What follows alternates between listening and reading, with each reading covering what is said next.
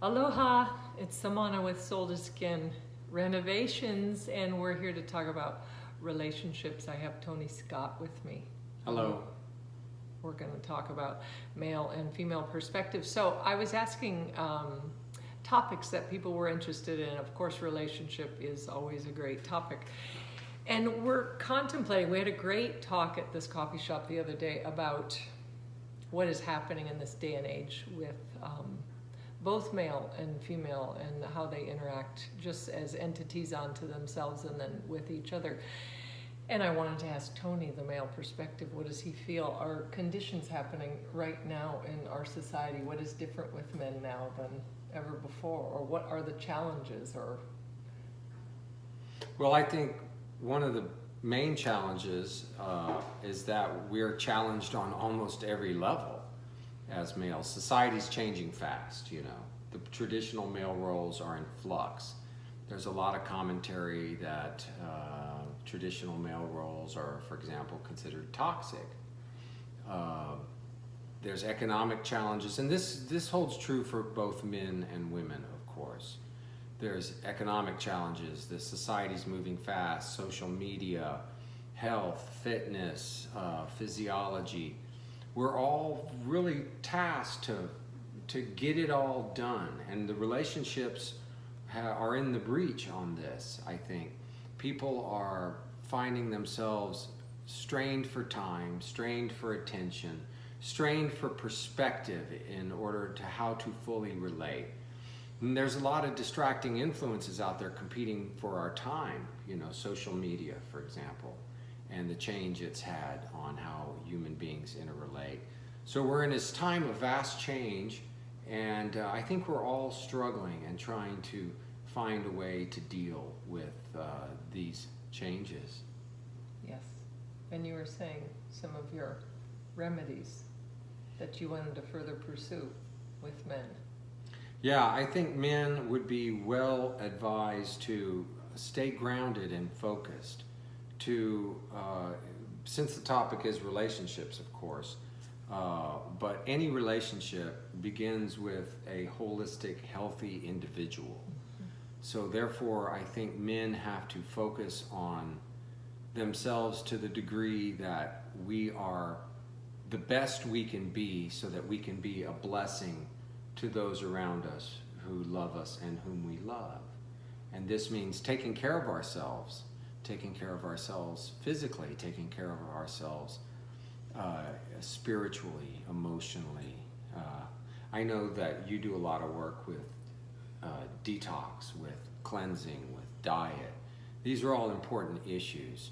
And you know, there's a lot of things out there that can drag you down, as we were saying. It's a toxic environment. Everything from bisphenol A in almost every single package, canned products, water bottles, and you know, these estrogen mimicking endocrine disruptors are wreaking havoc on masculinity and femininity. And it is true, and they're poison. And I know you advocate to, you know, get off the plastics in food and all, because I was watching some of your other videos and they're very good. Everyone should definitely check out her YouTube channel and her Facebook page to get good information on a wide range of topics.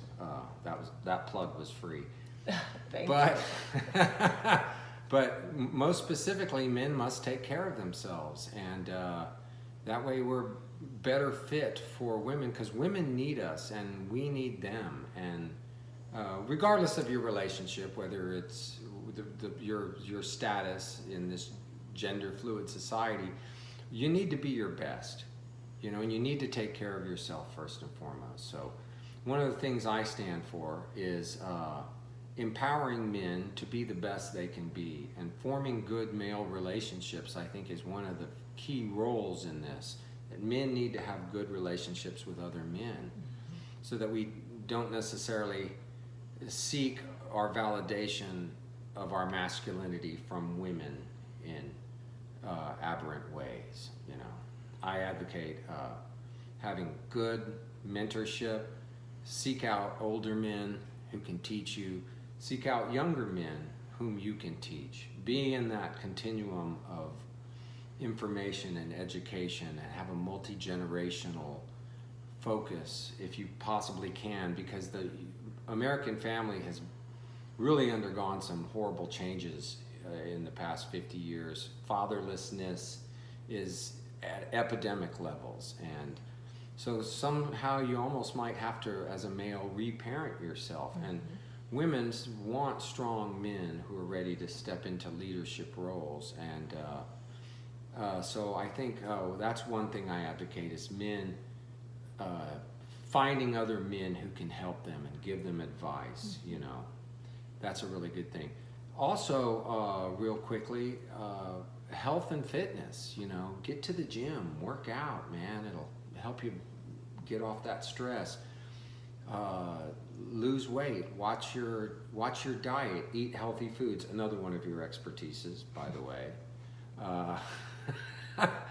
Get on the right diet. You know, I advocate trying to have a healthy attitude about your relationships with others, with all others, and specifically with the object of your sexual fascination and attention, whoever that may be.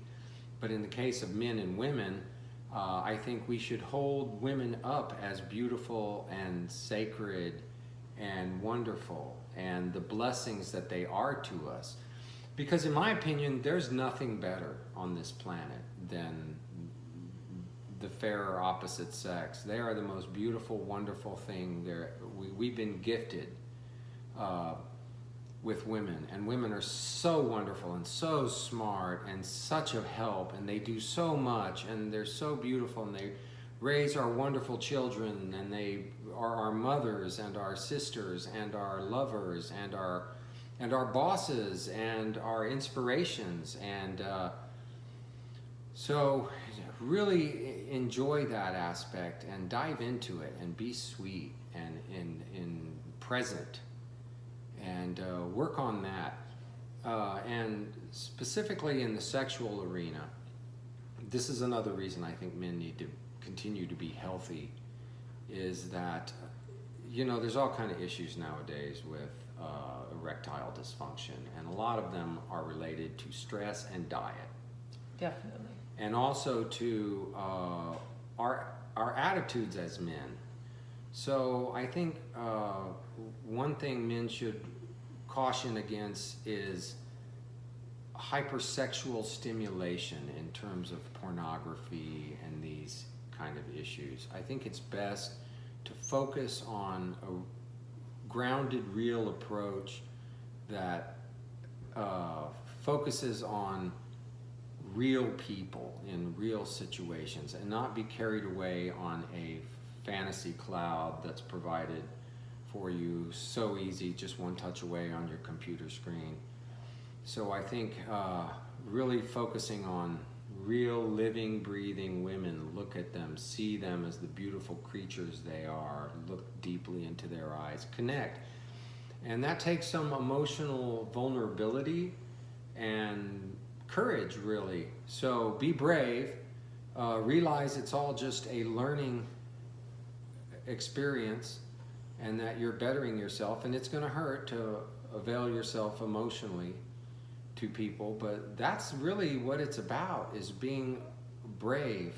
And if men are courageous, then we face our fear, and if we have a fear of intimacy, then we should face it, I think. And this can do wonders in transforming your relationships with your mate, with your mother, with your co-workers, with women in general. Mm-hmm. That's beautiful. Thank you, Tony. That was very insightful. You have lots of authority and wisdom in your words. Says who? From your speech. So I want to add a little bit before our time is up for this. I have counseled many relationships. Individually, people have come because they're having trouble in their relationships, and then partners together. And what I've found over the last 2 decades is that because the external world is changing with demands, as you're saying, that what's happening in that inner home is that the mental construct about what a man is, what a woman is, versus here we are, if you look at the yin yang sign, it's the balance of both, right? So it's the light and the dark, they're equal balance, and there's the speck of the dark in one and the speck of the light in the other. So therefore, as women are saying, I want equal pay and various things, they're considered ball busters if they're too strong. And I mean, myself, I always had issues of feeling too much when I was in my 20s and 30s and even early 40s, and then I started to accept that I'm not too much, I just need to bring the other in. So the stronger that I personally have found that I get into my career and in my directness and my leadership roles, the more feminine I can be. And I also have found that with the men, that they don't have to be the one paying all the bills and making all the decisions. So that doesn't work, because then you have this dynamic that there's pressure on one or the other. If both people can find a way to be soft, to be feminine, and to also be masculine and leader without losing their identity as a sexual being, it will be much more balanced. It won't put someone lock them in this place where they can't grow. So I believe that the greatest point of relationship is a mirror in front of you to show you who you are, your challenges, what you need to look at deeper. Like if it's the right relationship, they're gonna bring stuff up. It's not always gonna be easy. But if there's enough love, as I've always said, the more love, the more lesson. So if you have that connection, allow those things to come up and learn that communication. So we are in the process of unfolding in our professional lives and in our friendship and because of his wisdom and my wisdom and bringing both to the table, we are about to embark on some relationship workshops that are coming up soon, which we will give you more information on that, where we'll do small amounts of 5-6 couples at a time. We'll do 6 weeks, 3 hours a week, and we'll address everything from sexuality to give you so many projects to do, so much homework. It will be fun. Very exciting. Very a lot's exciting. going to be going on Very at these exciting. workshops. You know, a wide range of topics and skills, stuff that you could spend thousands of dollars taking workshops to learn the wisdom we're going to be dropping. That's right. Yeah. There's a lot of stuff going to be happening. And Good stuff. it'll apply to new relationships, and it will apply to 25, 35 years together, and let's dust off that passion and direct it towards growth, towards support of each other. And yeah, I'm looking forward to it.